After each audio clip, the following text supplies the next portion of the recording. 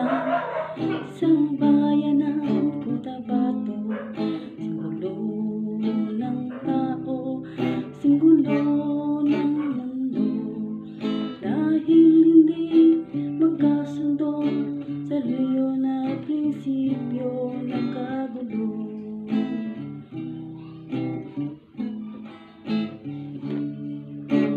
Bayan ko sa Cotabato, singgulo ng isip ko. Di alam saan nanggaling, di alam saan patungo. Kapatid sa kapatid, laman sa laman, na silang naglalaban. Di ko alam dahilan ng gulo.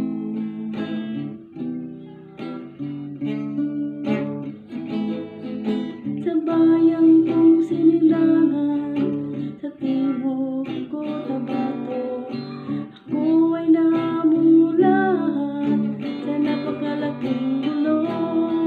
Dahil walang respeto sa prinsipyo ng kapwa-tao, kapwa Pilipino ay pinapahirap